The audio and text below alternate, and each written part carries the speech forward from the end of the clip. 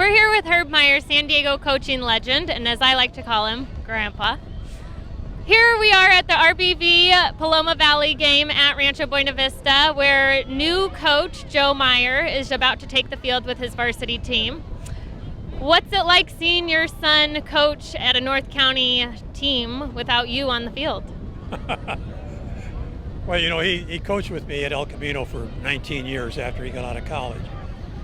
And then after I retired, he was the offensive coordinator at two different schools, one of which was RBV, before he became the head coach at Scripps Ranch for 5 years. So he's been at it for a while. And obviously, being able to get back into the North County, he doesn't have to drive to the city like he did when he was at Scripps. And he's closer to home. Plus the fact that his son happens to go to the same school that he's working at makes it a better situation for him. And it's a lot easier for me to come watch the games. So you coached Joe when he was in high school, and now he will potentially be coaching his own kid when he's a varsity quarterback. What is the biggest advantage and disadvantage to coaching your kid at this level? Well, when Scott mentioned during August before his freshman year that he was going out for quarterback, I was surprised because I assumed that he was more of a wide receiver, defensive back type of athlete. And he said, no, he was going to play quarterback. And that's what I told him. I says, you know, both your dad and your uncle played quarterback. And neither one of them wanted to. They wound up there because they were the best players we had.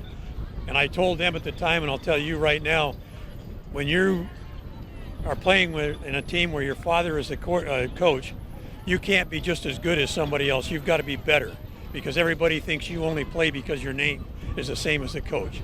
And I don't think that's a problem with Scott, because he's a hard worker and he's going to utilize his ability to the best of his athletic talent. So, but I think it's a lot of pressure both for the coach and the athlete in that situation, because it's easy for the people in the stands to say, Meyer, you idiot, and talk about two people in one breath.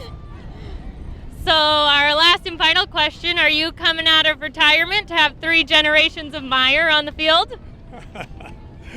In some ways I would like to. I'd helped a little bit at both the schools where he worked as the offensive coordinator, but my wife and I travel a lot, as you well know.